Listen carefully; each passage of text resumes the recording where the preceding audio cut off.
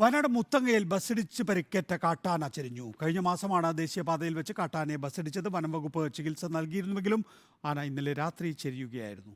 ദീപക് മോഹൻ വിശദാംശങ്ങളുമായി. ദീപക്, എന്താണ് സംഭവിച്ചത്? നികേഷ്, കഴിഞ്ഞ ഡിസംബർ 3-ാം തീയതിയാണ് ഈ മുത്തങ്ങ ദേശീയപാതയിൽ ഒരു കാട്ടാനയെ ശബരിമല തീർത്ഥാടകർ സഞ്ചരിച്ച വാഹനം ഇടിച്ചത്. ഈ വാഹനം ഇടിച്ച് കാട്ടാനയ്ക്ക് സാരമായി പരിക്കേറ്റിരുന്നു. ഈ കാട്ടാനയാണ് ഇന്നലെ രാത്രി ചരിഞ്ഞത്. മുത്തങ്ങ വന്യജീവി സങ്കേതത്തിൽ വനംവകുപ്പ് കാട്ടാനയ്ക്ക് ചികിത്സയും നൽകിയിരുന്നു. ഈ ബസ് ഇടിച്ച ആഘാതത്തിൽ കാട്ടാനയ്ക്ക് ഗുരുതരമായി പരിക്കേറ്റിരുന്നു. തോൾപ്പലകയ്ക്കും അതുപോലെ തന്നെ ഇടുപ്പിനും പരിക്കേറ്റിരുന്നു. ഇന്നലെ ഉച്ചയോടുകൂടിയാണ് ഈ കാട്ടാന ചരിഞ്ഞതെന്നാണ് വനംവകുപ്പ് അധികൃതർ നമുക്ക് നൽകിയ വിവരം. ഇന്നിപ്പോൾ രാവിലെ ഈ കാട്ടാനയുടെ പോസ്റ്റ്മോർട്ടം നടപടികൾ ആരംഭിച്ചിട്ടുണ്ട്.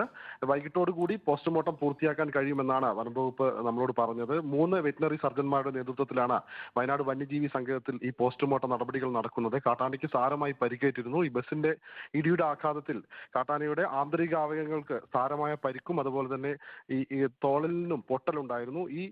ഇതിന് ചികിത്സ ഈ വനംവകുപ്പ് അധികൃതർ നൽകിയിരുന്നു. ചികിത്സ നൽകിയെങ്കിലും അത് കൃത്യമായി ഫലിച്ചില്ല. ഈ വേദന സംഹാരികളും അതുപോലെ തന്നെ മറ്റു മരുന്നുകളും നൽകിയെങ്കിലും ചികിത്സ കൃത്യമായി ഫലം കണ്ടില്ല. ഇന്നലെ ഉച്ചയോടുകൂടിയാണ് ഈ കാട്ടാന വന്യജീവി സങ്കേതത്തിൽ ചരിഞ്ഞത്. ഇന്നിപ്പോൾ പോസ്റ്റ്മോർട്ടം നടപടികൾ പുരോഗമിച്ചുകൊണ്ടിരിക്കുകയാണ്. നികേഷ്, ദീപക്കാണ് വിശദാംശങ്ങൾ നൽകിയത്.